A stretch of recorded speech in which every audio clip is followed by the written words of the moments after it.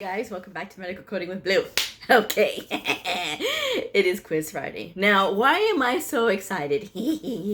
Because I have decided to go ahead and start doing some evaluation and management questions in here. Now, I'm laying the groundwork, okay? Now, before you get a little, I already know this stuff. No, hold on. Not everybody does.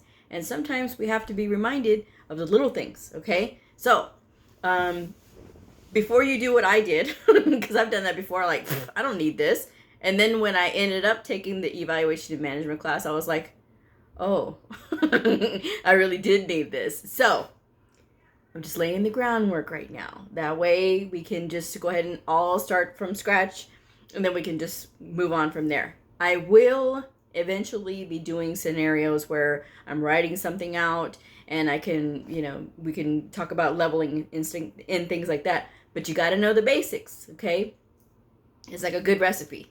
You got to know the ingredients or the ingrediences that go in it in order to make it a good recipe, okay? So let's go ahead and get started. Now, if you have a 2017, 2018, or 2019 CPT book, you should be good to go on these, okay? Your answers should match mine, okay?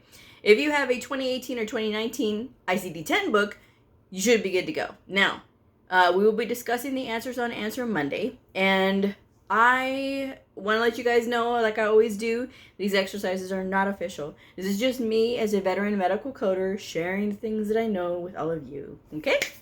So let's go ahead and get started. Now, I will tell you this, okay? Use your resources to answer some of these questions. Now, I have put out a video before about the helpful websites for medical coders. I will try to go ahead and link it in here too, if I can remember to do it. But this link should help you guys look at some of those websites to help answer some of these questions, okay, without giving away too much. So let's go ahead and get started. All right, so number one.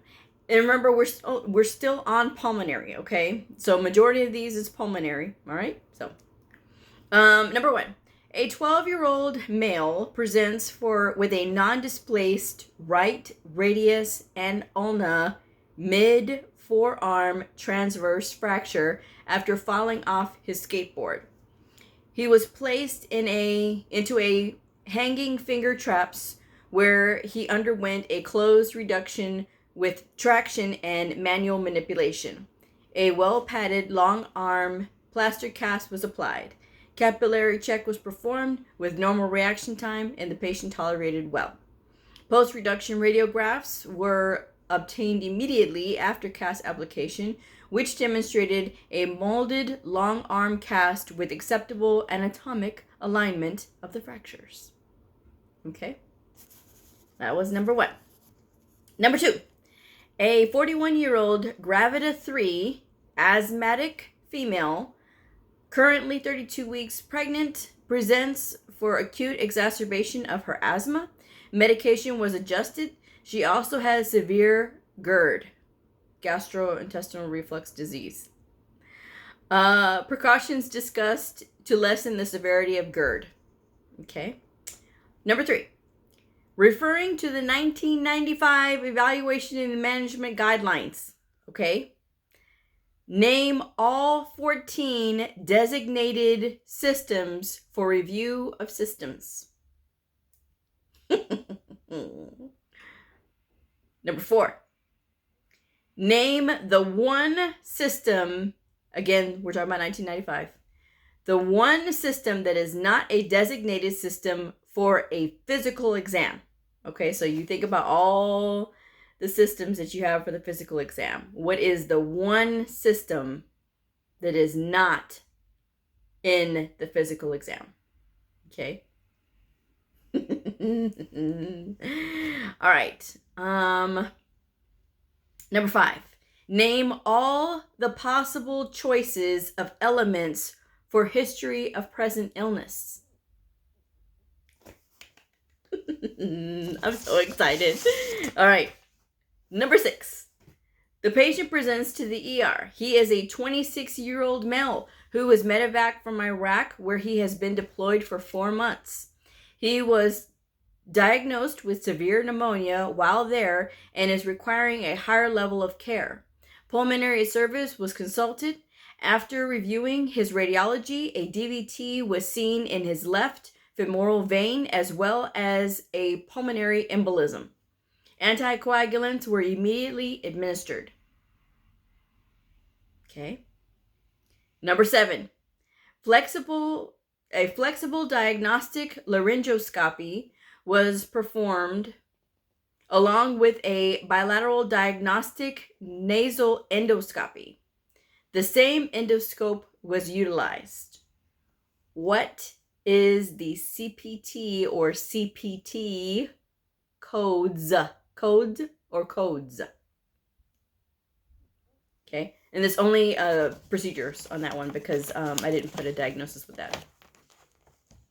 Number 8, a direct laryngoscopy was performed with biopsy using an operating microscope.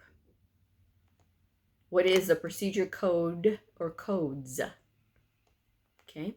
Number 9, laryngoscopy direct with tracheoscopy for aspiration, diagnostic for a 5-month-old. Okay. Number 10. What is the CPT code for removal of a lung single lobe other than pneumonectomy? Okay. Hopefully I said that right.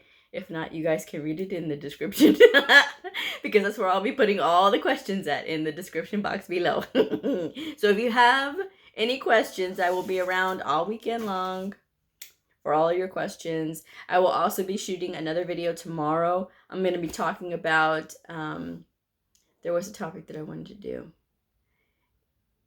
It's going to have to be a surprise because, of course, I just blanked. I just blanked just now thinking about it.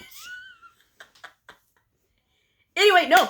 I know what it is now. Okay, what to expect when you are a new coder. Okay, so it's like, you know how they have that what to expect when you're expecting? Well, this is what to expect when you're a new coder. So when you are having your first job as a new medical coder, these are some of the things to expect. That will be the episode for tomorrow. So I hope you all had a wonderful Thanksgiving. Thank you for all your messages, and I really appreciate you guys tuning in. I am so glad that my channel is being so helpful. And if something is not clear, just want to make this very clear. If something is not clear when I'm giving a video or whatever, ask me. Just tell me, hey, this isn't clear to me. Can you further explain it? That's fine. I'm totally fine with further explaining things, because I don't know if you're not telling me if something is not clear, okay? I always kind of like look back on the comments to see, was this clear, was this not clear? And sometimes like when I see like, some people just don't seem like they understand or whatever, then it's just like, okay, well, do you need me to further explain it, or should I change how I'm explaining it? Just let me know, all right? And yeah, that's about it. So I will go ahead and close this up, but we will be discussing the answers on Answer Monday. I can't wait. So again, I hope y'all have a great weekend, and I will see y'all for tomorrow's episode. And if you are a medical coder, a medical coding student, somebody curious about the fascinating world of medical coding, a provider or a nurse, I invite you to like and subscribe and follow me on my journey in medical coding. All right, I will see y'all later. Bye.